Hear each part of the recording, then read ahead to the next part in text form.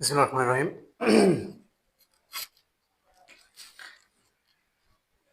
আজকে বুক সমীকরণ, বুক সূচি এবং বুক রেখা।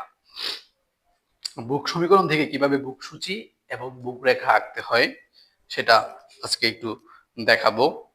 খুবই ইম্পর্টেন্ট একটা টপিক। বুক সূচি, বুক রেখা, ঠিক আছে? বুক সমীকরণ থেকে। আচ্ছা, তাহলে আমি একটা লিখি বুক অপেক্ষক।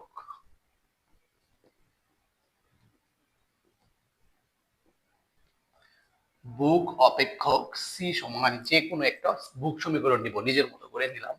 আপনাদেরকে আমি দেখাচ্ছি যে যে বুক সমীকরণ থাকলে আমরা কিভাবে বুক সূচি এবং বুক রেখা অঙ্কন করব। আচ্ছা, তাহলে আমি একটা বুক সমীকরণ যে কোনো একটা সমীকরণ নিলাম। মনে করেন 100 প্লাস 0.75 ওয়াই, এটা হচ্ছে একটা বুক সমীকরণ। ওকে, দেখি একটা বুক সমীকরণ। যখনই সি থাকবে তখন সেটা কি হয়ে যাবে? বুক সমীকরণ হয়ে যাবে। তাহলে সি সমান 100 প্লাস 0.75 ওয়াই হচ্ছে একটা কি ভোগ সমীকরণ। এই সমীকরণ থেকে আমি ভোগ সূচি নিব, তারপরে ভোগ সূচি থেকে আমি কি করব? বুক রেখা অঙ্কন করব। তাহলে আমি প্রথমে বুক সূচি নেওয়ার মানে তৈরি করার জন্য আমি আগে এই সমীকরণ থেকে আমার কি সি এর মান বের করতে হবে। ঠিক আছে, এটা হচ্ছে কি ভোগ। সি মানে কি ভোগ, আর এটা হচ্ছে কি আয়। ওয়াই মানে কি আয়। ঠিক আছে, আচ্ছা। এখন এই ভোগটা আয়ের উপর নির্ভরশীল। ভোগ হচ্ছে কিসের উপর নির্ভরশীল? ওয়াই এর উপর নির্ভরশীল। সি হচ্ছে অধীন চলক আর ওয়াই হচ্ছে কি স্বাধীন চলক। কারণ এই সিটা ভোগটা আয় ওয়াই এর উপর নির্ভরশীল। ঠিক আছে, সি হচ্ছে কি ওয়াই এর উপর নির্ভরশীল, মানে ভোগ হচ্ছে আয়ের উপর নির্ভরশীল।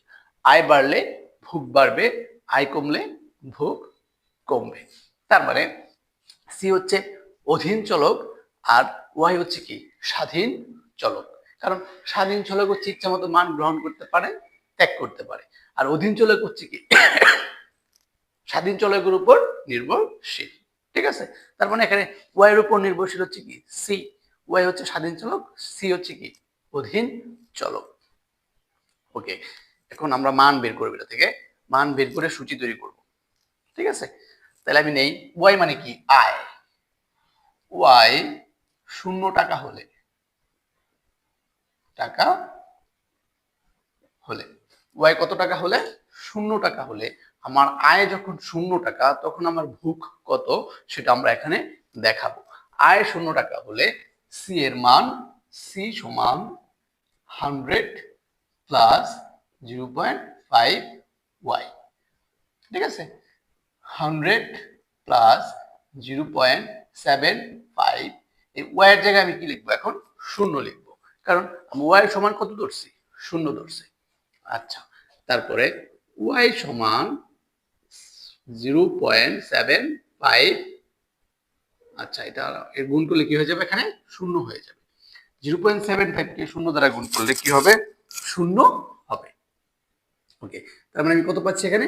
100 একক। ঠিক আছে, আয় যখন আমার 0 টাকা তখন আমার ভোগের পরিমাণ কত? 100 একক। ক্লিয়ার? আবার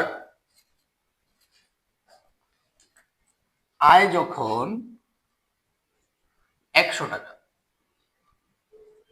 100 টাকা হলে, আয় কত টাকা হলে? 100 টাকা হলে সি এর মান কত হবে? ভোগ কত হবে? সি সমান 100 প্লাস 0.75 ওয়াই। 100 প্লাস 0.75 ওয়াই এর জায়গায় আমি কত লিখবো এখন? 100 লিখবো। আচ্ছা, 100 প্লাস এটাকে গুণ করলে কত হবে? ওয়েট।